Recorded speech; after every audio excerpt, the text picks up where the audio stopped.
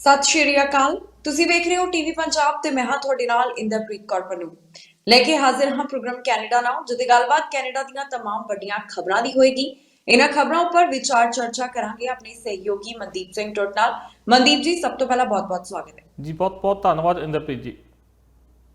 ਜੀ ਮਨਦੀਪ ਜੀ, ਪ੍ਰੋਗਰਾਮ ਦੀ ਸ਼ੁਰੂਆਤ ਦੇ ਵਿੱਚ ਇਮੀਗ੍ਰੇਸ਼ਨ ਨਾਲ ਜੁੜੀ ਹੋਈ ਵੱਡੀ ਖਬਰ ਦੀ ਗੱਲ ਕਰ ਲੈਂਦੇ ਹਾਂ। ਪ੍ਰਧਾਨ ਮੰਤਰੀ ਜਸਟਿਨ ਟਰੂਡੋ ਵੱਲੋਂ ਮੈਂਡੇਟ ਲੈਟਰ ਜਾਰੀ ਕੀਤਾ ਗਿਆ। ਇਸ ਵਿੱਚ ਕਾਫੀ ਜਿਹੜੀਆਂ ਇਮੀਗ੍ਰੇਸ਼ਨ ਨਾਲ ਜੁੜੀਆਂ ਹੋਈਆਂ ਚਾਹੇ ਮੁੱਦੇ ਜਿਹੜੇ ਨੇ ਉਹਨਾਂ ਦਾ ਜ਼ਿਕਰ ਕੀਤਾ ਗਿਆ। ਕੀ ਪ੍ਰਾਇੋਰਟੀਜ਼ ਦੱਸੀਆਂ ਗਈਆਂ ਨੇ, ਇਸ ਬਾਰੇ ਜਾਣਕਾਰੀ ਜ਼ਰੂਰ ਸਾਂਝੀ ਕਰਿਓ। ਬਿਲਕੁਲ ਜੀ। ਇਮੀਗ੍ਰੇਸ਼ਨ ਦੇ ਵਿੱਚ ਜਿਹੜੀ ਇਸ ਵਕਤ ਲੇਟ ਲਤੀਫੀ ਹੋ ਰਹੀ ਆ, ਜੋ ਪ੍ਰੋਸੈਸਿੰਗ ਟਾਈਮ ਹੈ ਉਹ ਕਾਫੀ ਵਧਿਆ ਹੋਇਆ ਵਾ। ਕਾਫੀ ਲੋਕਾਂ ਨੂੰ ਉਡੀਕ ਕਰਨੀ ਪੈ ਰਹੀ ਆ ਔਰ ਕੋਵਿਡ ਵੀ ਇਹਦੇ ਵਿੱਚ ਇੱਕ ਵੱਡਾ ਕਾਰਨ ਹੈ। ਬਹੁਤ ਸਾਰੇ ਹੋਰ ਕਾਰਨ ਨੇ।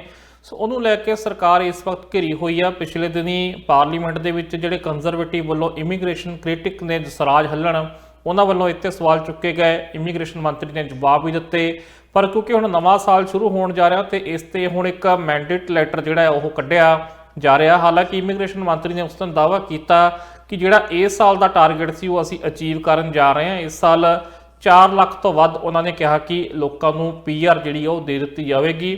ਅੱਜ ਬਸ ਦਸੰਬਰ ਅੱਧਾ ਲੰਘ ਗਿਆ, ਸੋ ਦੇਖਦੇ ਹਾਂ ਅਗਲੇ ਦਿਨਾਂ 'ਚ ਕਿੰਨੀ ਕੁ ਤੇਜ਼ੀ ਨਾਲ ਇਹ ਕੰਮ ਚੱਲਦਾ ਆ। ਪਰ ਜਿਹੜਾ ਮੈਂਡੇਟ ਜਿਹੜਾ ਲੈਟਰ ਆ ਇਹ ਜਾਰੀ ਕੀਤਾ ਗਿਆ, ਇਹਦੇ ਵਿੱਚ ਜੋ ਅਗਲੇ ਸਾਲ ਲਈ ਜੋ ਟਰੂਡੋ ਸਰਕਾਰ ਦੀ ਜੋ ਮਹੱਤਤਾ ਰਹੇਗੀ, ਜਿਹਨੂੰ ਪਹਿਲ ਦਿੱਤੀ ਜਾਵੇਗੀ, ਉਸ ਤਾਂ ਸੰਬੰਧੀ ਗੱਲ ਕੀਤੀ ਆ। ਸੋ ਪੁਆਇੰਟ ਦਰ ਪੁਆਇੰਟ ਜਿਹੜਾ ਅਸੀਂ ਦਰਸ਼ਕਾਂ ਨੇ ਜਾਣਕਾਰੀ ਸਾਂਝੀ ਕਰਦੇ ਹਾਂ। ਇਹਦੇ ਵਿੱਚ ਕੀ ਕੀ ਕਿਹਾ ਗਿਆ, ਕਿਉਂਕਿ ਇੱਕ ਇਮੀਗ੍ਰੇਸ਼ਨ ਦੇ ਨਜ਼ਰੀਏ ਤੋਂ ਵੱਡੀ ਤੇ ਅਹਿਮ ਖਬਰ ਆ ਔਰ ਸਰਕਾਰ ਦੀ ਕੀ ਪਾਲਿਸੀ ਰਹਿਣ ਵਾਲੀ ਆ, ਸਰਕਾਰ ਦੀ ਮਨਸ਼ਾ ਕੀ ਆ, ਅਗਲੇ ਸਾਲ ਕੀ ਸੁਧਾਰ ਕਰਨੇ ਨੇ, ਕਿੰਨੇ ਕੁ ਟਾਰਗੇਟ ਅਚੀਵ ਕਰਨੇ ਨੇ ਜਾਂ ਕਿੱਦਾਂ ਦੇ ਪ੍ਰੋਗਰਾਮ ਸ਼ੁਰੂ ਕਰਨੇ ਨੇ, ਉਹਦੀ ਇੱਕ ਝਲਕ ਜਿਹੜੀ ਆ ਅਸੀਂ ਅੱਜ ਦਰਸ਼ਕਾਂ ਨੂੰ ਦਿਖਾ ਦਿੰਦੇ ਹਾਂ, ਜਿਹੜੀ ਇਸ ਮੈਂਡੇਟ ਲੈਟਰ ਦੇ ਵਿੱਚ ਦੱਸੀ ਗਈ ਆ।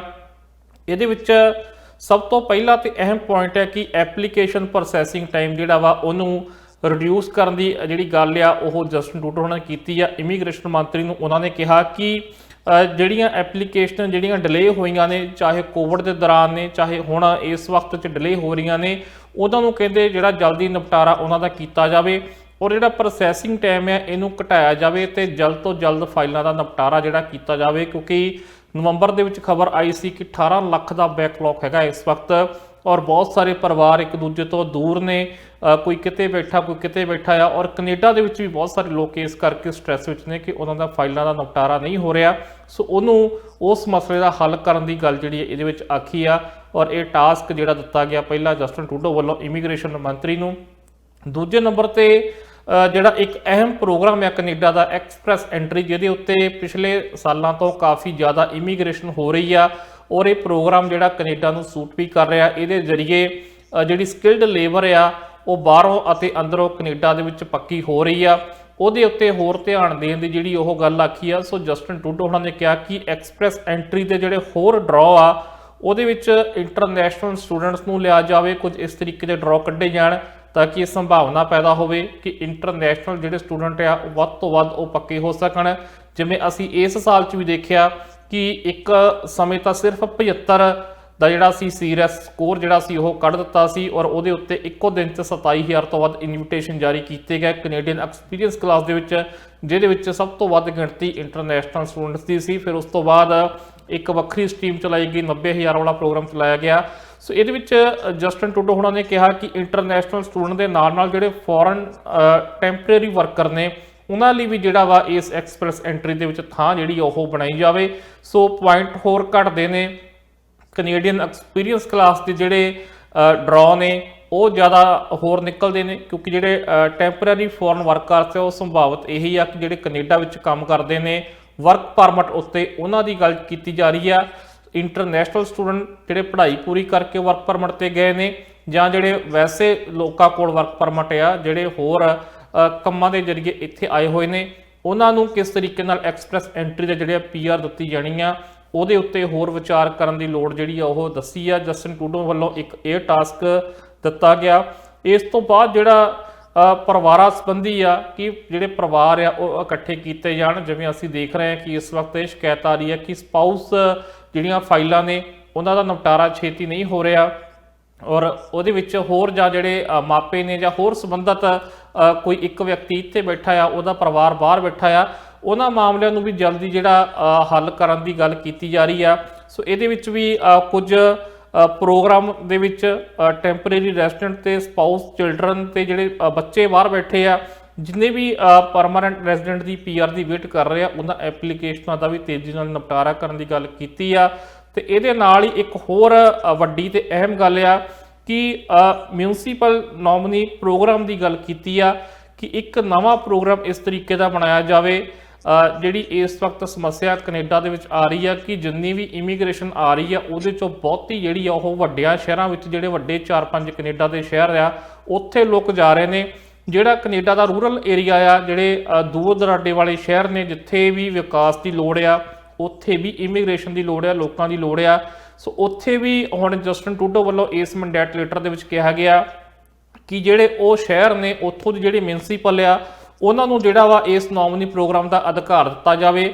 ਭਾਵ ਕਿ ਉਸ ਸਿਟੀ ਕੌਂਸਲ ਨਾਲ ਕੋਈ ਗੱਲ ਕਰਕੇ ਉੱਥੇ ਜਾ ਕੇ ਕੋਈ ਰਹਿਣਾ ਚਾਹੁੰਦਾ ਆ ਜਾਂ ਉੱਥੇ ਉਸ ਛੋਟੇ ਸ਼ਹਿਰਾਂ ਵਿੱਚ ਆ ਕੇ ਰਹਿਣਾ ਚਾਹੁੰਦਾ ਆ, ਉੱਥੇ ਆਪਣਾ ਕੰਮਕਾਰ ਸ਼ੁਰੂ ਕਰਨਾ ਚਾਹੁੰਦਾ ਆ, ਤਾਂ ਉਹਦੇ ਵਿੱਚ ਜਿਹੜੀ ਆ ਸਿਟੀ ਉਸ ਵਿਅਕਤੀ ਨੂੰ ਜਾਂ ਪਰਿਵਾਰ ਨੂੰ ਪੂਰੇ ਨੂੰ ਨੋਮਨੀ ਕਰ ਸਕਦੀ ਆ। ਸੋ ਉਸ ਤਰੀਕੇ ਨਾਲ ਛੋਟੇ ਸ਼ਹਿਰਾਂ ਦੇ ਵਿੱਚ ਵੀ ਜਿਹੜੀ ਇਮੀਗ੍ਰੇਸ਼ਨ ਵਧਾਉਣ ਦੀ ਗੱਲ ਜਿਹੜੀ ਕੀਤੀ ਜਾ ਰਹੀ ਆ, ਔਰ ਤਾਂ ਕਿ ਵੱਡੇ ਸ਼ਹਿਰਾਂ ਤੇ ਬੋਝ ਘਟ ਸਕੇ ਔਰ ਛੋਟੇ ਸ਼ਹਿਰਾਂ ਦਾ ਵੀ ਜਿਹੜਾ ਵਿਕਾਸ ਹੋ ਸਕੇ, ਉੱਥੇ ਵੀ ਆਬਾਦੀ ਵਧਾਈ ਜਾ ਸਕੇ, ਉੱਥੇ ਲੇਬਰ ਦੀ ਜਿਹੜੀ ਘਾਟ ਆ ਰਹੀ ਆ ਉਹਨੂੰ ਵੀ ਜੂਝਿਆ ਜਾ ਸਕੇ। ਸੋ ਇੱਕ ਤੀਰ ਨਾਲ ਕਈ ਨਿਸ਼ਾਨੇ ਲਾਉਣ ਦੀ ਗੱਲ ਕੀਤੀ ਜਾ ਰਹੀ ਆ। ਇਹਦੇ ਵਿੱਚ ਜੇਕਰ ਅਸੀਂ ਗੱਲ ਕਰੀਏ ਤਾਂ ਇੱਕ ਫੀਸ ਵਿੱਚ ਛੋਟ ਦੇਣ ਦੀ ਗੱਲ ਕੀਤੀ ਜਾ ਰਹੀ ਆ, ਪਰ ਜਿਹੜੀ ਕੈਨੇਡੀਅਨ ਸਿਟੀਜ਼ਨਸ਼ਿਪ ਲੈਣ ਦੀ ਫੀਸ ਆ, ਕਿਉਂਕਿ ਕੋਵਿਡ ਦੇ ਦੌਰਾਨ ਇਹ ਵੀ ਕਾਫੀ ਡਿਲੇ ਹੋਏ ਆ, ਜਿਹੜੀ ਸਿਟੀਜ਼ਨਸ਼ਿਪ ਦੀ ਪ੍ਰਕਿਰਿਆ ਸੀ, ਜੋ ਪੀਆਰ ਤੋਂ ਬਾਅਦ ਜਿਨ੍ਹਾਂ ਨੇ ਕੈਨੇਡੀਅਨ ਨਾਗਰਿਕ ਬਣਨਾ ਆ, ਕੈਨੇਡੀਅਨ ਪਾਸਪੋਰਟ ਲੈਣਾ ਆ, ਉਹਦੇ ਵਿੱਚ ਵੀ ਫੀਸ ਦੀ ਛੋਟ ਦਿੱਤੀ ਗਈ ਆ। 2019 ਤੋਂ ਲੈ ਕੇ ਇਹਦੀ ਗੱਲ ਕੀਤੀ ਜਾ ਰਹੀ ਆ।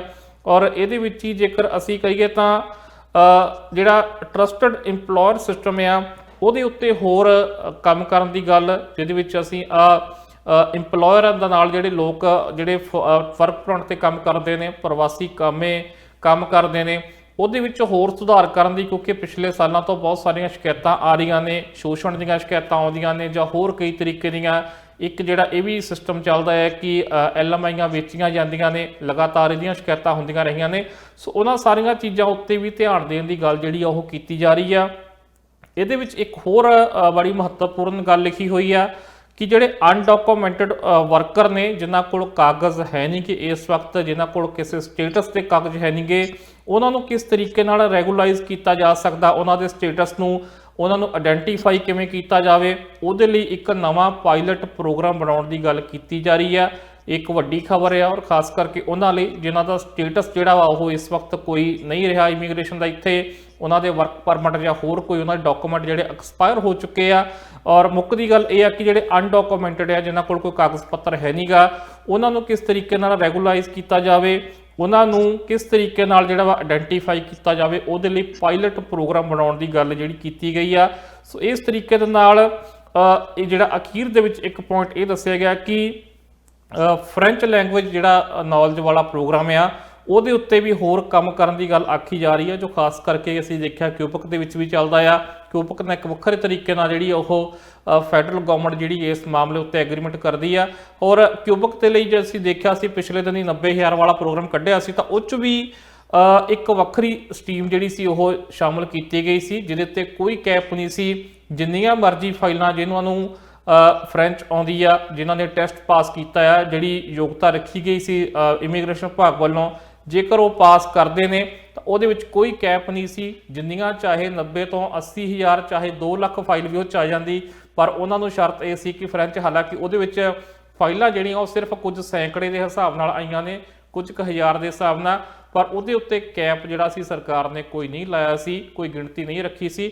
ਸੋ ਇਸ ਤਰੀਕੇ ਨਾਲ ਅਖੀਰ ਦੇ ਵਿੱਚ ਇੱਕ ਹੋਰ ਆ ਅਫਗਾਨ ਰਿਫਿਊਜੀ, ਜੋ ਇੱਕ ਪਿਛਲੇ ਦਿਨੀ ਨਵੀਂ ਜੋ ਸੰਕਟ ਪੈਦਾ ਹੋਇਆ ਸੀ ਅਫਗਾਨਿਸਤਾਨ ਦੇ ਵਿੱਚ, ਉਹਦੇ ਵਿੱਚ ਜਲਦ ਤੋਂ ਜਲਦ ਜਿਹੜਾ ਕੈਨੇਡਾ ਦਾ ਗੋਲ ਹੈ 40,000 ਅਫਗਾਨ ਰਿਫਿਊਜੀਆਂ ਨੂੰ ਕੈਨੇਡਾ ਵਿੱਚ ਸੈਟਲ ਕਰਨ ਦਾ, ਉਹਨੂੰ ਕਿਸ ਤਰੀਕੇ ਨਾਲ ਪੂਰਾ ਕੀਤਾ ਜਾਵੇ ਜਲਦ ਤੋਂ ਜਲਦ। ਹਾਲਾਂਕਿ ਇਹਦੇ ਤੇ ਕੰਮ ਚੱਲ ਵੀ ਰਿਹਾ, ਹਰ ਰੋਜ਼ ਅਸੀਂ ਦੇਖਦੇ ਹਾਂ ਕਿ ਦੂਏ ਚੀਥੇ ਕਦੇ 400 ਕਦੇ 150 ਕਦੇ 200 ਇਸ ਤਰੀਕੇ ਨਾਲ ਜਿਹੜੇ ਆ ਉਹ ਰਿਫਿਊਜੀ ਆ ਰਹੇ ਨੇ। ਸੋ ਇਸ ਤਰੀਕੇ ਨਾਲ ਇਹ ਜਿਹੜੀਆਂ ਮੈਂਡੇਟ ਲੈਟਰ ਦੇ ਵਿੱਚ ਜੋ ਪਹਿਲ ਦੇ ਆਧਾਰ ਤੇ ਕੰਮ ਜਿਹੜਾ ਟਾਸਕ ਅਸੀਂ ਕਹਿ ਸਕਦੇ ਹਾਂ ਉਹ ਦਿੱਤਾ ਹੋਇਆ ਇਸ ਵਕਤ ਜਸਟਿਨ ਟਰੂਡੋ ਨੇ ਨਵੇਂ ਇਮੀਗ੍ਰੇਸ਼ਨ ਮੰਤਰੀ ਸੀਨ ਫਰੇਜ਼ਰ ਨੂੰ। ਜੀ ਮਨਦੀਪ ਜੀ, ਪਰ ਇੱਥੇ ਇੱਕ ਇਹ ਵੀ ਸਵਾਲ ਹੈ ਕਿ ਜਿੱਦਾਂ ਫਾਈਲਾਂ ਜਿਹੜੀਆਂ ਨੇ ਉਹਨਾਂ ਦਾ ਬਹੁਤ ਜ਼ਿਆਦਾ ਬੈਕਲੌਗ ਇਕੱਠਾ ਪਿਆ ਹੈ। IRCC ਵੱਲੋਂ ਵੀ ਹਾਲ ਹੀ ਵਿੱਚ ਇੱਕ ਜਾਣਕਾਰੀ ਸਾਂਝੀ ਕੀਤੀ ਗਈ ਸੀ ਜਿਸ ਵਿੱਚ ਦੱਸਿਆ ਗਿਆ ਕਿ ਬੈਕਲੌਗ ਕਿੰਨਾ ਜ਼ਿਆਦਾ ਫਾਈਲਾਂ ਦਾ ਇਕੱਠਾ ਹੋਇਆ ਹੈ। ਪਾਰਲੀਮੈਂਟ ਵਿੱਚ ਵੀ ਸਮੇਂ-ਸਮੇਂ ਦੇ ਉੱਪਰ ਇਸ ਤਰ੍ਹਾਂ ਦਾ ਮੁੱਦਾ ਜਿਹੜਾ ਇਸ ਨੂੰ ਲੈ ਕੇ ਸਵਾਲ ਚੁੱਕੇ ਜਾ ਰਹੇ ਨੇ। ਜਸਰਾਜ ਸਿੰਘ ਹਲਣ ਵੱਲੋਂ ਵੀ ਹਾਲ ਹੀ ਵਿੱਚ ਇਸ ਦੀ ਗੱਲ ਕੀਤੀ ਗਈ ਸੀ ਤੇ ਹੁਣ ਜੋ ਇੱਕ ਮੈਂਡੇਟ ਲੈਟਰ ਇਹ ਜਾਰੀ ਕੀਤਾ ਗਿਆ, ਕੀ ਲੱਗਦਾ ਹੈ ਕਿ ਉਹ ਜੋ ਜਾਣਕਾਰੀ ਹੁਣ ਪ੍ਰਾਇੋਰਟੀਜ਼ ਦੱਸੀਆਂ ਗਈਆਂ ਇਸ ਦੇ ਕੀ ਮਾਇਨੇ ਨੇ ਤੇ ਕਦੋਂ ਲਾਗੂ ਹੋਣ ਜਾ ਰਹੀ ਹੈ? ਬਿਲਕੁਲ ਜੀ, ਮੈਂਡੇਟ ਲੈਟਰ ਜਿਹੜਾ ਹੁੰਦਾ ਹੈ ਇਹ ਪ੍ਰਧਾਨ ਮੰਤਰੀ ਵੱਲੋਂ ਜਾਰੀ ਕੀਤਾ ਜਾਂਦਾ ਔਰ ਇਹ ਕਈ ਵਿਭਾਗ ਇੱਥੇ ਕਿ ਅਸੀਂ ਕਹਿ ਸਕਦੇ ਹਾਂ ਕਿ ਜਿੱਥੇ ਵੱਡੇ ਬਦਲਾਵਾਂ ਦੀ ਲੋੜ ਹੁੰਦੀ ਆ, ਸਰਕਾਰ ਚਾਹੁੰਦੀ ਹੈ ਕਿ ਇਸ ਖੇਤਰ ਦੇ ਵਿੱਚ ਕੁਝ ਜ਼ਿਆਦਾ ਹੋਰ ਕਰਨ ਦੀ ਲੋੜ ਆ, ਸੋ ਪ੍ਰਧਾਨ ਮੰਤਰੀ ਫਿਰ ਉਸ ਖਾਸ ਡਿਪਾਰਟਮੈਂਟ ਨੂੰ, ਚਾਹੇ ਉਹ ਐਗਰੀਕਲਚਰ ਡਿਪਾਰਟਮੈਂਟ ਨੂੰ ਵੀ ਜਾਰੀ ਕਰ ਸਕਦੇ ਆ ਜਾਂ ਕਿਸੇ ਹੋਰ ਫਾਈਨੈਂਸ ਨੂੰ ਵੀ ਕਰ ਸਕਦੇ ਆ। ਸੋ ਇਸੇ ਤਰੀਕੇ ਨਾਲ ਜਿਹੜਾ ਮੈਂਡੇਟ ਲੈਟਰ ਹੈ ਇਹ ਇਮੀਗ੍ਰੇਸ਼ਨ ਡਿਪਾਰਟਮੈਂਟ ਨੂੰ, ਇਮੀਗ੍ਰੇਸ਼ਨ ਮੰਤਰਾਲੇ ਨੂੰ ਜਿਹੜਾ ਉਹ ਜਾਰੀ ਕੀਤਾ ਗਿਆ ਵਾ। ਸੋ ਇਹਦੇ ਵਿੱਚ ਹੁਣ ਜਿਹੜੀ ਸਰਕਾਰ ਨੂੰ ਜੋ ਉਹਨਾਂ ਦੀਆਂ ਲੋੜਾਂ ਨੇ, ਕਿਉਂਕਿ ਇਮੀਗ੍ਰੇਸ਼ਨ ਵਧਾਉਣ ਦੀ ਕੈਨੇਡਾ 'ਚ ਗੱਲ ਕੀਤੀ ਜਾ ਰਹੀ ਹੈ, ਲੇਬਰ ਦੀ ਘਾਟ ਆ ਔਰ ਖਾਸ ਕਰਕੇ ਹੋਰ ਜਿਹੜਾ ਮੁੱਦਿਆਂ ਤੇ ਸਰਕਾਰ ਘਿਰ ਰਹੀ ਆ, ਸੋ ਪਹਿਲ ਦੇ ਆਧਾਰ ਤੇ ਉਹ ਹੁਣ ਇਹ ਅਸੀਂ ਕਹਿ ਸਕਦੇ ਆ ਕਿ ਇਮੀਗ੍ਰੇਸ਼ਨ ਮੰਤਰੀ ਨੂੰ ਉਹਨਾਂ ਦਾ ਕੰਮ ਜਿਹੜਾ ਵਾ, ਉਹਨਾਂ ਨੂੰ ਟਾਸਕ ਜਿਹੜੇ ਉਹ ਜਸਟਿਨ ਟਰੂਡੋ ਹੁਣਾਂ ਦੇ ਦਿੱਤੇ ਆ। ਹੁਣ ਇਸ ਤੋਂ ਅੱਗੇ ਕੰਮ ਜਿਹੜਾ ਉਹ ਇਮੀਗ੍ਰੇਸ਼ਨ ਮੰਤਰੀ ਦਾ ਹੈ ਕਿ ਉਹ ਇਹਨੂੰ ਕਿੰਨੀ ਜਲਦੀ ਪੂਰਾ ਕਰਦੇ ਨੇ। ਇਹ ਅਗਲੇ 1 ਸਾਲ ਲਈ ਅਸੀਂ ਕਹਿ ਸਕਦੇ ਹਾਂ ਕਿ ਟਾਸਕ ਹੈਗਾ ਆ, ਜਿਹਦੇ ਵਿੱਚ ਸਭ ਤੋਂ ਮਹੱਤਵਪੂਰਨ ਗੱਲ ਉਹੀ ਹੈ ਜਿੱਥੋਂ ਤੁਸੀਂ ਸ਼ੁਰੂ ਕੀਤੀ ਆ।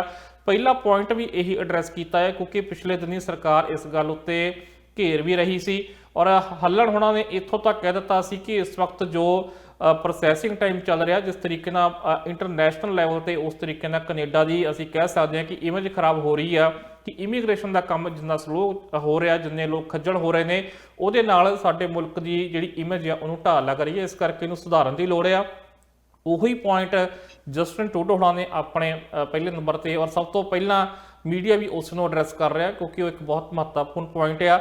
ਸੋ ਅਸੀਂ ਉਮੀਦ ਕਰਦੇ ਹਾਂ ਕਿ ਹੁਣ ਨਵੇਂ ਸਾਲ ਦੇ ਵਿੱਚ ਇਹਦੇ ਉੱਤੇ ਕੰਮ ਸ਼ੁਰੂ ਹੋ ਗਿਆ ਹੋਵੇਗਾ ਔਰ ਬਹੁਤ ਸਾਰੇ ਪੁਆਇੰਟ ਐਸੇ ਨੇ ਜਿਹਦੇ ਤੇ ਆਲਰੇਡੀ ਸਰਕਾਰ ਕਹਿ ਰਹੀ ਹੈ ਕਿ ਅਸੀਂ ਕੰਮ ਸ਼ੁਰੂ ਕਰ ਰਹੇ ਹਾਂ। ਖਾਸ ਕਰਕੇ ਸਟਾਫ ਵਧਾਇਆ ਜਾ ਰਿਹਾ ਜਾਂ ਹੋਰ ਜਿਹੜਾ ਆਰਟੀਫਿਸ਼ੀਅਲ ਇੰਟੈਲੀਜੈਂਸ ਦੀ ਗੱਲ ਕੀਤੀ ਜਾਂਦੀ ਆ, ਉਹਦੇ ਉੱਤੇ ਵੀ ਕੰਮ ਕੀਤਾ ਜਾ ਰਿਹਾ ਕਿ ਕਿਸ ਤਰੀਕੇ ਨਾਲ ਜਿਹੜਾ ਵਾ ਉਹ ਫਾਈਲਾਂ ਦੀ ਪ੍ਰੋਸੈਸਿੰਗ ਤੇਜ਼ ਕੀਤੀ ਜਾ ਸਕਦੀ ਆ। ਸੋ ਅਸੀਂ ਉਮੀਦ ਕਰ ਸਕਦੇ ਹਾਂ ਕਿ ਅਗਲੇ ਸਾਲ ਦੇ ਵਿੱਚ ਪਹਿਲੇ 1-2 ਮਹੀਨਿਆਂ 'ਚ ਸਾਨੂੰ ਇਹਦਾ ਅਸਰ ਜਿਹੜਾ ਵਾ ਉਹ ਦੇਖਣ ਨੂੰ ਮਿਲ ਜਾਵੇਗਾ।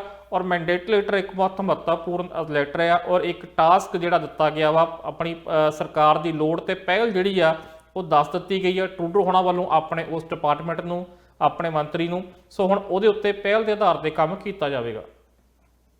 ਜੀ ਮਨਦੀਪ ਜੀ, ਅਗਲੀ ਜਿਹੜੀ ਖਬਰ ਹੈ ਉਹ ਵੀ ਇਮੀਗ੍ਰੇਸ਼ਨ ਦੇ ਨਾਲ ਜੁੜੀ ਹੋਈ ਹੈ। ਬ੍ਰਿਟਿਸ਼ ਕੋਲੰਬੀਆ ਦੇ ਕਈ ਹਿੱਸੇ ਹੜ੍ਹ ਕਾਰਨ ਬੁਰੀ ਤਰ੍ਹਾਂ ਪ੍ਰਭਾਵਿਤ ਹੋਏ, ਕਈਆਂ ਦੇ ਜਿਹੜੇ ਡਾਕੂਮੈਂਟ ਸੀ ਉਹ ਵੀ ਖਰਾਬ ਹੋ ਗਏ। ਹੁਣ IRCC ਵੱਲੋਂ ਇਸ ਬਾਰੇ ਜਾਣਕਾਰੀ ਦਿੱਤੀ ਗਈ ਹੈ, ਕੀ ਕਹਿਣਾ ਉਹਨਾਂ ਦਾ ਕਿ ਜਿਹੜੇ ਡਾਕੂਮੈਂਟ ਖਰਾਬ ਨੇ ਉਹਨਾਂ ਦਾ ਹੁਣ ਕੀ ਕੀਤਾ ਜਾਵੇਗਾ? ਬਿਲਕੁਲ ਜੀ, ਕਿਉਂਕਿ ਅਸੀਂ ਦੇਖਿਆ ਸੀਗਾ ਕਿ ਘਰਾਂ ਦੇ ਵਿੱਚ ਪਾਣੀ ਬਹੁਤ ਜ਼ਿਆਦਾ ਆ ਗਿਆ ਸੀਗਾ ਔਰ ਕੁਝ ਲੋਕਾਂ ਨੂੰ ਮੌਕਾ ਹੀ ਨਹੀਂ ਮਿਲਿਆ ਘਰਾਂ ਦੇ ਵਿੱਚੋਂ। ਕੁਝ ਲੋਕ ਘਰਾਂ 'ਚ ਹੈ ਵੀ ਨਹੀਂ ਸੀ ਕਿਉਂਕਿ ਕਈ ਥਾਵਾਂ ਤੇ ਰਾਤੋਂ ਰਾਤ ਪਾਣੀ ਪਹੁੰਚ ਗਿਆ, ਕਈ ਥਾਵਾਂ ਤੇ ਸਵੇਰ ਚੜ੍ਹਦਿਆਂ ਨੂੰ ਪਾਣੀ ਪਹੁੰਚ ਗਿਆ। ਤਾਂ ਲੋਕਾਂ ਦੇ ਮਸ਼ੀਨਰੀ ਤੱਕ, ਗੱਡੀਆਂ ਤੱਕ ਸਾਰਾ ਕੁਝ ਉੱਥੇ ਖੜਾ ਰਹਿ ਗਿਆ ਔਰ ਜਿਸ ਤਰੀਕੇ ਨਾਲ ਉਹਨਾਂ ਨੂੰ ਭੱਜਣਾ ਪਿਆ। ਕੁਝ ਲੋਕ ਤਾਂ ਡਾਕੂਮੈਂਟ ਕੱਢ ਕੇ ਲੈ ਗਏ ਪਰ ਕਈਆਂ ਦੇ ਉੱਥੇ ਰਹਿ ਗਏ। ਸੋ ਉਹਨਾਂ ਸਾਰਿਆਂ ਲਈ ਹੁਣ ਐਲਾਨ ਕੀਤਾ ਗਿਆ ਵਾ ਜਿਹੜੇ ਇਮੀਗ੍ਰੇਸ਼ਨ ਮੰਤਰੀ ਹੈ ਉਹਨਾਂ ਵੱਲੋਂ ਕਿ ਜਿਨ੍ਹਾਂ ਦੇ ਜਿਹੜੇ ਡਾਕੂਮੈਂਟ ਨੇ ਉਹ ਡੈਮੇਜ ਹੋਏ ਨੇ, ਉਹ ਫ੍ਰੀ ਦੇ ਵਿੱਚ ਹੁਣ ਉਹਨਾਂ ਦੇ ਜਿਹੜੇ ਡਾਕੂਮੈਂਟ ਉਹ ਦੁਬਾਰਾ ਬਣਾਏ ਜਾਣਗੇ। ਉਹਨਾਂ ਤੋਂ ਕੋਈ ਫੀਸ ਜਿਹੜੀ ਆ ਉਹ ਨਹੀਂ ਲਈ ਜਾਵੇਗੀ। ਜਿਹੜੀ ਲਿਸਟ ਵਿੱਚ ਉਹਨਾਂ ਨੇ ਜਾਰੀ ਕੀਤੀ ਆ ਉਹਦੇ ਵਿੱਚ ਪਾਸਪੋਰਟ ਦੀ ਗੱਲ ਕੀਤੀ ਜਾ ਰਹੀ ਆ। ਪਾਸਪੋਰਟ ਜੇ ਕਿਸੇ ਨੇ ਦੁਬਾਰਾ ਬਣਵਾਉਣਾ, ਜਿਹਦਾ ਖਰਾਬ ਹੋ ਗਿਆ, ਤਾਂ ਉਹਦੀ ਕੋਈ ਫੀਸ ਨਹੀਂ ਲਈ ਜਾਵੇਗੀ। PR card, refugee travel document, certificates of identity, ਇਹਦੇ ਨਾਲ ਹੀ ਸਿਟੀਜ਼ਨਸ਼ਿਪ ਜਿਹੜੇ ਸਰਟੀਫਿਕੇਟਸ ਆ, ਬਾਇਓਮੈਟ੍ਰਿਕਸ ਜੇ ਕੋਈ ਡਾਕੂਮੈਂਟ ਸੀ ਉਹਨਾਂ ਦੇ, ਜਾਂ ਕਿਸੇ ਨੇ ਹੁਣ ਕੋਈ ਦੁਬਾਰਾ ਕਰਾਉਣੇ ਨੇ, ਜਾਂ ਕਿਸੇ ਨੇ ਕੋਈ ਵਿਜ਼ਟਰ ਵੀਜ਼ਾ ਐਕਸਟੈਂਡ ਕਰਨਾ ਆ ਤੇ ਕਿਸੇ ਨੇ ਸਟੱਡੀ ਜਾਂ ਵਰਕ ਪਰਮਿਟ ਐਕਸਟੈਂਡ ਕਰਨਾ ਹੈ। ਸਾਰੇ ਡਾਕੂਮੈਂਟ ਵਿੱਚੋਂ ਜਿਹੜੇ ਇਹ ਫਲੱਡ ਪ੍ਰਭਾਵਿਤ, ਹੜ੍ਹ ਪ੍ਰਭਾਵਿਤ ਇਲਾਕੇ ਨੇ, ਇਹ ਉੱਥੇ ਹੁਣ ਕੋਈ ਫੀਸ ਜਿਹੜੀ ਹੈ ਉਹਨਾਂ ਕੋਲੋਂ ਨਹੀਂ ਲਈ ਜਾਵੇਗੀ। ਤੇ ਇਹ ਜਿਹੜੀ ਸਕੀਮ ਆ ਇਹ 31 ਮਈ 2022 ਤੱਕ ਜਿਹੜੀ ਆ ਸ਼ੁਰੂ ਹੋ ਚੁੱਕੀ ਆ। 15 ਨਵੰਬਰ ਤੋਂ ਲੈ ਕੇ 31 ਮਈ 2022 ਤੱਕ ਜਿਹੜਾ ਵਾ ਕੋਈ ਫੀਸ ਨਹੀਂ ਲਈ ਜਾਊਗੀ। ਜਿਨ੍ਹਾਂ ਦੇ ਡਾਕੂਮੈਂਟ ਡੈਮੇਜ ਹੋਏ ਨੇ, ਪ੍ਰਭਾਵ ਪਿਆ ਉਹਨਾਂ ਤੇ, ਹੜ੍ਹ ਪ੍ਰਭਾਵਿਤ ਨੇ, ਉਹ ਇਮੀਗ੍ਰੇਸ਼ਨ ਵਿਭਾਗ ਤੋਂ ਆਨਲਾਈਨ ਇਹ ਅਪਲਾਈ ਕਰ ਸਕਦੇ ਨੇ ਔਰ ਉਹਨਾਂ ਤੋਂ ਕੋਈ ਫੀਸ ਜਿਹੜੀ ਆ ਉਹ ਨਹੀਂ ਲਈ ਜਾਵੇਗੀ। ਜੀ ਮਨਦੀਪ ਜੀ, ਕਰੋਨਾ ਵਾਇਰਸ ਦੇ ਜੋ ਇਸ ਸਮੇਂ ਕੈਨੇਡਾ ਵਿੱਚ ਹਾਲਾਤ ਬਣੇ ਹੋਏ ਨੇ, ਕਰੋਨਾ ਵਾਇਰਸ ਦੀ ਨਵੇਂ ਵੇਰੀਐਂਟ ਨਾਲ ਸੰਬੰਧਿਤ ਵੀ ਮਾਮਲਿਆਂ ਦੀ ਪੁਸ਼ਟੀ ਹੋ ਰਹੀ ਹੈ, ਤਾਂ ਫਿਰ ਜਿਹੜੀ ਸਖਤੀ ਜਿਹੜੀ ਹੈ ਹੁਣ ਕੀਤੀ ਜਾ ਰਹੀ ਹੈ। ਹਾਲ ਹੀ 'ਚ ਕੈਨੇਡਾ ਸਰਕਾਰ ਵੱਲੋਂ ਟਰੈਵਲ ਐਡਵਾਈਜ਼ਰੀ ਲਗਾ ਦਿੱਤੀ ਗਈ। ਲਿਬਰਲ ਤੇ ਐਨਡੀਪੀ ਪਾਰਟੀ ਵੱਲੋਂ ਆਪਣੇ ਐਮਪੀਜ਼ ਨੂੰ ਕਹਿ ਦਿੱਤਾ ਗਿਆ ਕਿ ਅੰਤਰਰਾਸ਼ਟਰੀ ਯਾਤਰਾ ਤੋਂ ਪਰਹੇਜ਼ ਕੀਤਾ ਜਾਵੇ, ਪਰ ਕੰਜ਼ਰਵੇਟਿਵ ਪਾਰਟੀ ਵੱਲੋਂ ਅਜਿਹਾ ਨਹੀਂ ਕਿਹਾ ਜਾ ਰਿਹਾ। ਇਸ ਬਾਰੇ ਕੀ ਜਾਣਕਾਰੀ ਸਾਹਮਣੇ ਆ ਰਹੀ ਹੈ? ਜੀ ਬਿਲਕੁਲ ਜੀ। ਸਭ ਤੋਂ ਪਹਿਲਾਂ ਦੱਸ ਦਿੰਦੇ ਆ, ਕਿਉਂਕਿ ਕੱਲ ਜਿਸ ਤਰੀਕੇ ਨਾਲ ਐਲਾਨ ਕੀਤਾ ਗਿਆ ਸੀਗਾ ਕਿ ਨਾਨ ਐਸੈਂਸ਼ੀਅਲ ਇੰਟਰਨੈਸ਼ਨਲ ਟਰੈਵਲ ਹੈ ਜਿਹੜਾ ਉਹ ਨਾ ਕੀਤਾ ਜਾਵੇ, ਕਿਉਂਕਿ ਖਾਸ ਕਰਕੇ ਹੁਣ ਅੱਗੇ ਕ੍ਰਿਸਮਸ ਦੀਆਂ ਛੁੱਟੀਆਂ ਆ ਰਹੀਆਂ ਨੇ, ਤਿਉਹਾਰ ਆ ਰਹੇ ਨੇ, ਔਰ ਬਹੁਤ ਸਾਰੇ ਲੋਕ ਜਿਹੜੇ ਆ ਜਿਨ੍ਹਾਂ ਦੇ ਰਿਸ਼ਤੇਦਾਰ ਜਾਂ ਕੁਝ ਅਮਰੀਕਾ 'ਚ ਹੋਣਗੇ ਜਾਂ ਇੱਧਰ ਉੱਧਰ ਹੋਣਗੇ, ਇਕੱਠੇ ਹੋ ਕੇ ਜਿਹੜੇ ਉਹ ਜਾ ਕੇ ਇਹਨਾਂ ਤਿਉਹਾਰਾਂ ਨੂੰ ਮਨਾਉਂਦੇ ਨੇ। ਉਹਨਾਂ ਲਈ ਖਾਸ ਕਰਕੇ ਅਪੀਲ ਕੀਤੀ ਸੀ ਕਿ ਜੇਕਰ ਹੋ ਸਕੇ, ਬਹੁਤਾ ਕੁਝ ਜ਼ਰੂਰੀ ਨਹੀਂ ਆ, ਤਾਂ ਉਹ ਜਿਹੜੇ ਆ ਟਰੈਵਲ ਨਾ ਕਰਨ, ਆਪਣੇ ਘਰਾਂ 'ਚ ਰਹਿਣ। ਔਰ ਇਸੇ ਨੂੰ ਹੂਬਹੂ ਜਿਹੜਾ ਲਾਗੂ ਕੀਤਾ ਆ ਇਹਨਾਂ ਪਾਰਟੀਆਂ ਨੇ। ਲਿਬਰਲ ਨੇ ਆਪਣੇ ਜਿਹੜੇ ਮੈਂਬਰ ਪਾਰਲੀਮੈਂਟ ਨੇ, ਐਮਪੀ ਨੇ, ਸਾਰਾ ਕੌਕਸ ਉਹਨਾਂ ਨੂੰ ਕਹਿ ਦਿੱਤਾ ਆ ਕਿ ਉਹ ਵੀ ਜਿਹੜਾ ਵਾ ਨਾਨ ਐਸੈਂਸ਼ੀਅਲ ਜਿਹੜਾ ਟਰੈਵਲ ਆ ਉਹ ਨਾ ਕਰਨ। ਇਸੇ ਤਰੀਕੇ ਦਾ ਲਗਭਗ ਕੁਝ ਐਨਡੀਪੀ ਵੱਲੋਂ ਸੁਨੇਹਾ ਦਿੱਤਾ ਗਿਆ, ਪਰ ਕੰਜ਼ਰਵੇਟਿਵ ਵੱਲੋਂ ਜਿਹੜੇ ਐਰਨ ਅਟੂਲ ਆ ਉਹ ਕਹਿ ਰਿਹਾ ਕਿ ਜਿਸ ਤਰੀਕੇ ਨਾਲ ਜਿਹੜਾ ਵਾ ਬਾਕੀ ਆਮ ਲੋਕਾਂ ਲਈ ਐਡਵਾਈਜ਼ਰੀ ਕਹਿੰਦੇ ਜਾਰੀ ਕੀਤੀ ਗਈ ਆ, ਉਸੇ ਤਰੀਕੇ ਨਾਲ ਅਸੀਂ ਮੰਨਾਂਗੇ। ਅਸੀਂ ਆਪਣੇ ਐਮਪੀ ਆ ਜਿਹੜੇ ਉਹਨਾਂ ਨੂੰ ਅਸੀਂ ਕਿਸੇ ਤਰੀਕੇ ਨਾਲ ਕੋਈ ਇਸ ਤਰੀਕੇ ਦੀ ਐਡਵਾਈਜ਼ਰੀ ਜਾਰੀ ਨਹੀਂ ਕੀਤੀ ਆ ਆਪਣੀ ਪਾਰਟੀ ਵੱਲੋਂ, ਜਾਂ ਉਹਨਾਂ ਤੇ ਕੋਈ ਰੋਕ ਨਹੀਂ ਲਾਈ ਆ। ਉਹ ਇੰਟਰਨੈਸ਼ਨਲ ਟਰੈਵਲ ਜੇ ਕਰਨਾ ਚਾਹੁੰਦੇ ਆ, ਉਹਨਾਂ ਦੇ ਵੈਕਸੀਨ ਲੱਗੀ ਹੋਈ ਆ, ਤਾਂ ਉਹ ਕਰ ਸਕਦੇ ਨੇ। ਸੋ ਇਸ ਮਾਮਲਾ ਜਿਹੜਾ ਵਾ ਫਿਲਹਾਲ ਹੱਲੇ ਤਾਂ ਇਹਨਾਂ ਦੇ ਬਿਆਨ ਨਿਕਲ ਕੇ ਸਾਹਮਣੇ ਆਏ ਆ, ਇਹ ਗਰਮਾ ਵੀ ਸਕਦਾ ਆ। ਤੁਹਾਨੂੰ ਯਾਦ ਹੋਣਾ ਕਿ ਜਦੋਂ ਸਤੰਬਰ ਦੇ ਵਿੱਚ ਇਲੈਕਸ਼ਨ ਸੀਗੀ ਤਾਂ ਉਦੋਂ ਇਹਨਾਂ ਚੀਜ਼ਾਂ ਨੂੰ ਲੈ ਕੇ ਬਹੁਤ ਸਵਾਲ ਉੱਠੇ ਸੀ, ਖਾਸ ਕਰਕੇ ਜਿਹੜੀ ਕੰਜ਼ਰਵੇਟਿਵ ਦੀ ਅਪਰੋਚ ਸੀ ਵੈਕਸੀਨ ਨੂੰ ਲੈ ਕੇ। ਔਰ ਇਹ ਮੰਨਿਆ ਵੀ ਜਾਂਦਾ ਕਿ ਉਹਦੇ ਕਰਕੇ ਸ਼ਾਇਦ ਉਹਨਾਂ ਨੂੰ ਨੁਕਸਾਨ ਵੀ ਹੋਇਆ ਹੋਵੇਗਾ ਚੋਣਾਂ ਦੇ ਵਿੱਚ, ਕਿਉਂਕਿ ਪਹਿਲਾਂ ਤਾਂ ਉਹਨਾਂ ਨੇ ਜਿਹੜੇ ਆਪਣੇ ਕੈਂਡੀਡੇਟ ਸੀਗੇ ਉਹਨਾਂ ਲਈ ਜਿਹੜੀ ਵੈਕਸੀਨ ਸੀ ਉਹ ਮੈਂਡੇਟਰੀ ਨਹੀਂ ਕੀਤੀ ਸੀ, ਲਾਜ਼ਮੀ ਨਹੀਂ ਕੀਤੀ ਸੀ। ਉਹ ਕਹਿੰਦੇ ਸੀ ਕਿ ਵੈਕਸੀਨ ਜੇ ਲਵਾ ਲਓ ਤਾਂ ਚੰਗੀ ਗੱਲ ਆ, ਜੇ ਕਿਸੇ ਨੇ ਨਹੀਂ ਲਵਾਉਣੀ ਤਾਂ ਉਹ ਹਰ ਰੋਜ਼ ਆਪਣਾ ਰੈਪਿਡ ਟੈਸਟ ਕਰ ਸਕਦਾ ਆ ਚੋਣ ਪ੍ਰਚਾਰ ਤੇ ਨਿਕਲਣ ਤੋਂ ਪਹਿਲਾਂ। ਚਲੋ ਚੋਣਾਂ ਨਿਕਲ ਗਈਆਂ, ਉਸ ਤੋਂ ਬਾਅਦ ਫਿਰ ਪਾਰਲੀਮੈਂਟ ਦੇ ਵਿੱਚ ਇਹ ਹੋ ਗਿਆ ਕਿ ਜਿਨ੍ਹਾਂ ਦੇ ਵੈਕਸੀਨ ਲੱਗੀ ਆ ਉਹੀ ਆ ਸਕਦੇ ਆ, ਪ੍ਰੂਫ ਆਫ ਵੈਕਸੀਨੇਸ਼ਨ ਲਾਗੂ ਹੋ ਗਿਆ। ਉਸ ਤੋਂ ਬਾਅਦ ਉਹਨਾਂ ਦੇ 4 ਐਮਪੀ ਗੈਰ ਹਾਜ਼ਰ ਰਹਿੰਦੇ ਆ, ਜਿਸ ਚੋਂ ਇਹ ਕਿਹਾ ਜਾਂਦਾ ਆ ਕਿ ਬਈ 2 ਨੂੰ ਤਾਂ ਐਕਸੈਪਸ਼ਨ ਮਿਲੀ ਹੋਈ ਆ ਡਾਕਟਰਾਂ ਕੋਲੋਂ, 2 ਬਾਰੇ ਕੋਈ ਬਹੁਤਾ ਕਲੀਅਰ ਨਹੀਂਗਾ। ਸੋ ਉੱਥੇ ਵੀ ਉਹਨਾਂ ਨੇ, ਕਿਉਂਕਿ ਬਾਕੀ ਪਾਰਟੀਆਂ ਨੇ ਤਾਂ ਆਲਰੇਡੀ ਆਪਣੇ ਐਮਪੀਸ ਲਈ ਕੀਤਾ ਹੋਇਆ ਸੀ ਕਿ ਉਹ ਜ਼ਰੂਰ ਵੈਕਸੀਨ ਲਵਾਉਣ, ਪਰ ਕੰਜ਼ਰਵੇਟਿਵ ਨੇ ਉੱਥੇ ਵੀ ਨਹੀਂ ਕੀਤਾ। ਸੋ ਇਸ ਅਪਰੋਚ ਨੂੰ ਲੈ ਕੇ ਲਗਾਤਾਰ ਵਿਰੋਧੀ ਸਵਾਲ ਉਠਾਉਂਦੇ ਰਹੇ ਨੇ। ਸੋ ਹੁਣ ਦੇਖਦੇ ਹਾਂ ਕਿ ਆਹ ਜਿਹੜੀ ਖਬਰ ਨਿਕਲ ਕੇ ਸਾਹਮਣੇ ਆਈ ਆ, ਜਿੱਥੇ ਲਿਬਰਲ ਤੇ ਐਨਡੀਪੀ ਨੇ ਆਪਣੇ ਐਮਪੀਆਂ ਨੂੰ ਕਿਹਾ ਹੋਇਆ ਕਿ ਉਹ ਟਰੈਵਲ ਨਾ ਕਰਨ, ਪਰ ਕੰਜ਼ਰਵੇਟਿਵ ਨੇ ਕੋਈ ਇਦਾਂ ਦੀ ਗੱਲ ਨਹੀਂ ਕਹੀ ਹੈ। ਇਹਦੇ ਤੇ ਕਿੰਨੀ ਸਿਆਸਤ ਹੁੰਦੀ ਹੈ, ਸੋ ਇਹ ਵੀ ਦੇਖਣ ਵਾਲੀ ਗੱਲ ਹੈ। ਜੀ ਮਨਦੀਪ ਜੀ, ਅਗਲੀ ਖਬਰ ਜਿਹੜੀ ਹੈ ਓਨਟਾਰੀਓ ਨਾਲ ਜੁੜੀ ਹੋਈ ਹੈ। ਓਨਟਾਰੀਓ ਤੋਂ ਪਹਿਲਾਂ 1000 ਤੋਂ ਵੱਧ ਮਾਮਲੇ ਸਾਹਮਣੇ ਆ ਰਹੇ ਸਨ ਤੇ ਹੁਣ ਅੱਜ 2000 ਤੋਂ ਵੱਧ ਮਾਮਲਿਆਂ ਦੀ ਪੁਸ਼ਟੀ ਹੋਈ ਹੈ। ਹਾਲਾਂਕਿ ਜਿਹੜੀ ਸਖਤੀ ਹੈ ਓਨਟਾਰੀਓ ਵਿੱਚ ਉਹ ਵੀ ਕੀਤੀ ਗਈ। ਕੱਲ ਜਿਸ ਤਰ੍ਹਾਂ ਅਸੀਂ ਪ੍ਰੋਗਰਾਮ ਦੇ ਵਿੱਚ ਜ਼ਿਕਰ ਕੀਤਾ ਸੀ, ਪਰ ਹੁਣ ਮੰਗ ਇਹ ਵੀ ਕੀਤੀ ਜਾ ਰਹੀ ਹੈ ਕਿ ਇੱਥੇ ਸਰਕਟ ਬ੍ਰੇਕਰ ਜਿਹੜਾ ਹੈ ਉਹ ਇਸ ਤਰ੍ਹਾਂ ਦੇ ਨਿਯਮ ਜਿਹੜੇ ਨੇ ਲਿਆਂਦੇ ਜਾਣ। ਓਨਟਾਰੀਓ ਤੋਂ ਕੀ ਜਾਣਕਾਰੀ ਸਾਹਮਣੇ ਆ ਰਹੀ ਹੈ? ਬਿਲਕੁਲ ਜੀ, ਕਿਉਂਕਿ ਇਸ ਵਕਤ ਜਿਵੇਂ ਤੁਸੀਂ ਦੱਸਿਆ ਕਿ 2000 ਤੋਂ ਵੱਧ 2400 ਤੋਂ ਵੱਧ ਜਿਹੜੇ ਮਾਮਲੇ ਅੰਟਾਰੀਓ ਦੇ ਸਾਹਮਣੇ ਆਇਆ, ਜੋ ਇੱਕ ਬਹੁਤ ਵੱਡਾ ਵਾਧਾ ਆ। ਪਿਛਲੇ ਦਿਨੀ 1200 1300 ਜਾਂ 1000 ਤੱਕ ਆ ਰਹੇ ਸੀ, ਹੁਣ ਇੱਕਦਮ ਜਿਹੜਾ ਉਹ 2400 ਤੋਂ ਟੱਪ ਗਏ ਨੇ। ਔਰ ਪਿਛਲੇ ਦਿਨੀ ਰਿਪੋਰਟ ਆਈ ਸੀ, ਅੱਜ ਦੀ ਜਾਣਕਾਰੀ ਤਾਂ ਸਾਡੇ ਕੋਲ ਨਹੀਂ ਹੈ, ਉਦੋਂ ਤਾਂ ਦੱਸ ਦਿੱਤਾ ਗਿਆ ਸੀ ਕਿ ਇਹ 'ਚੋਂ 21% ਜਿਹੜੇ ਆ ਉਹ ਓਮੀਕਰੋਨ ਨਾਲ ਸੰਬੰਧ ਰੱਖਦੇ ਆ। ਦੂਜੇ ਪਾਸੇ ਕਿਊਬਕ ਤੋਂ ਇਹ ਅੱਜ ਖਬਰ ਸਾਹਮਣੇ ਆ ਗਈ ਹੈ ਕਿ ਉੱਥੇ ਅੱਜ ਜਿੰਨੇ ਮਾਮਲੇ ਆਏ ਆ ਉੱਥੇ 20% ਤੋਂ ਉੱਪਰ 20% ਤੋਂ ਉੱਪਰ ਜਿਹੜੇ ਉਹ ਓਮੀਕਰੋਨ ਦੇ ਨਾਲ ਸੰਬੰਧਿਤ ਮਾਮਲੇ ਸਾਹਮਣੇ ਆ ਰਹੇ ਆ। ਸੋ ਕਿਤੇ ਨਾ ਕਿਤੇ ਕੁੱਲ ਮਿਲਾ ਕੇ ਇੱਕ ਚਿੰਤਾ ਵਾਲੇ ਹਾਲਾਤ ਜਿਹੜੇ ਜ਼ਰੂਰ ਪੈਦਾ ਹੋ ਗਏ ਆ। ਸੋ ਮਾਹਰ ਜਿਹੜੇ ਆ ਉਹ ਕਹਿ ਰਹੇ ਆ ਕਿ ਕਿਤੇ ਨਾ ਕਿਤੇ ਜਿਹੜਾ ਪਾਬੰਦੀਆਂ ਦੁਬਾਰਾ ਜਿਹੜੀਆਂ ਲਾ ਦੇਣੀਆਂ ਚਾਹੀਦੀਆਂ ਨੇ, ਕਿਤੇ ਨਾ ਕਿਤੇ ਸਰਕਟ ਬ੍ਰੇਕਰ ਪਾਬੰਦੀਆਂ ਲਾਉਣ ਦੀ ਉਹਨਾਂ ਵੱਲੋਂ ਗੱਲ ਕੀਤੀ ਜਾ ਰਹੀ ਹੈ, ਜਿਸ 'ਚ ਅਸੀਂ ਹਲਕੇ ਲਾਕਡਾਊਨ ਦੀ ਸੰਭਾਵਨਾ ਦੇਖ ਸਕਦੇ ਹਾਂ। ਜਿਵੇਂ ਪਹਿਲਾਂ ਅਸੀਂ ਹੋ ਸਕਦਾ, ਜਿਵੇਂ ਹੁਣ ਡਾਈਨਿੰਗ ਦੀ ਪਰਮਿਸ਼ਨ ਮਿਲੀ ਆ, ਜੇਕਰ ਉਹਨਾਂ ਮਾਹਰਾਂ ਦੀ ਗੱਲ ਮੰਨੀ ਜਾਂਦੀ ਹੈ। ਹਾਲਾਂਕਿ ਉਧਰਲੇ ਪਾਸੇ ਸਰਕਾਰ ਹੱਲੇ ਨਹੀਂ ਜਾ ਰਹੀ ਆ, ਪਰ ਕਿਤੇ ਨਾ ਕਿਤੇ ਚਿੰਤਾ ਦਾ ਵਿਸ਼ਾ ਜ਼ਰੂਰ ਹੈ। ਜਿਸ ਤਰੀਕੇ ਨਾਲ ਖਾਸ ਕਰਕੇ ਅੰਟਾਰੀਓ ਵਿੱਚ ਮਾਮਲੇ ਵੱਧ ਰਹੇ ਨੇ, ਔਰ ਹਾਲਾਂਕਿ ਉੱਥੇ ਬੂਸਟਰ ਸ਼ਾਟ ਲਈ ਅੱਜ ਤੋਂ ਸ਼ਾਇਦ ਹੋ ਗਿਆ ਕਿ 18 ਸਾਲ ਤੋਂ ਉੱਪਰ ਨਾ, ਮਾਫ ਕਰਨਾ, ਸੋਮਵਾਰ ਤੋਂ ਹੋਵੇਗਾ ਕਿ 18 ਸਾਲ ਤੋਂ ਉੱਪਰ ਦੇ ਹੁਣ ਕੋਈ ਵੀ ਜਿਹੜਾ ਵਿਅਕਤੀ ਉਹ ਉੱਥੇ ਜਾ ਕੇ ਬੂਸਟਰ ਸ਼ਾਟ ਲਵਾ ਸਕਦਾ।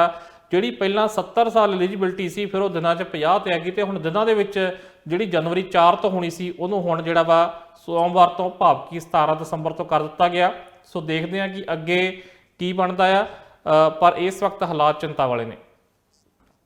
ਜੀ ਮਨਦੀਪ ਜੀ, ਇਸ ਤੋਂ ਬਾਅਦ ਨੋਵਾ ਸਕੋਸ਼ੀਆ ਤੋਂ ਜਾਣਕਾਰੀ ਸਾਹਮਣੇ ਆ ਰਹੀ ਹੈ, ਖੁਸ਼ੀ ਮਨਾਈ ਜਾ ਰਹੀ ਹੈ, ਪ੍ਰੀਮੀਅਰ ਵੱਲੋਂ ਖੁਸ਼ੀ ਦਾ ਪ੍ਰਗਟਾਵਾ ਕੀਤਾ ਗਿਆ, ਇਸ ਦੇ ਪਿੱਛੇ ਕੀ ਕਾਰਨ ਹੈ? ਬਿਲਕੁਲ ਜੀ, ਨੋਵਾ ਸਕੋਸ਼ੀਆ ਦੇ ਵਿੱਚ ਉਹਨਾਂ ਨੇ ਅੱਜ ਇੱਕ ਉਪਲਬਧੀ ਹਾਸਲ ਕੀਤੀ ਹੈ। ਨੋਵਾ ਸਕੋਸ਼ੀਆ ਦੀ ਜਿਹੜੀ ਆਬਾਦੀ ਆ, ਪੋਪੂਲੇਸ਼ਨ ਨੇ, ਉਹ 1 ਮਿਲੀਅਨ ਨੂੰ ਜਿਹੜਾ ਉਹ ਪਾਰ ਕਰ ਗਈ ਆ, ਭਾਵ ਕਿ 1 ਮਿਲੀਅਨ ਨੂੰ ਉੱਥੇ ਦੀ ਆਬਾਦੀ ਹੋ ਗਈ ਆ। ਪਿਛਲੇ ਦਿਨਾਂ 'ਚ ਉੱਥੇ ਆਬਾਦੀ ਜਿਹੜੀ ਆ ਕੁਝ ਸਾਲਾਂ 'ਚ ਕਾਫੀ ਘਟ ਗਈ ਸੀ, ਜਿਹਦਾ ਕਰਕੇ ਸੰਕਟ ਵੀ ਪੈਦਾ ਹੋ ਗਿਆ ਸੀ, ਲੇਬਰ ਦੇ ਸੰਕਟ ਪੈਦਾ ਹੋ ਜਾਂਦੇ ਆ, ਇਕਨੋਮਿਕਲੀ ਤੌਰ ਤੇ ਜਿਹੜਾ ਸੰਕਟ ਪੈਦਾ ਹੋ ਜਾਂਦੇ ਆ।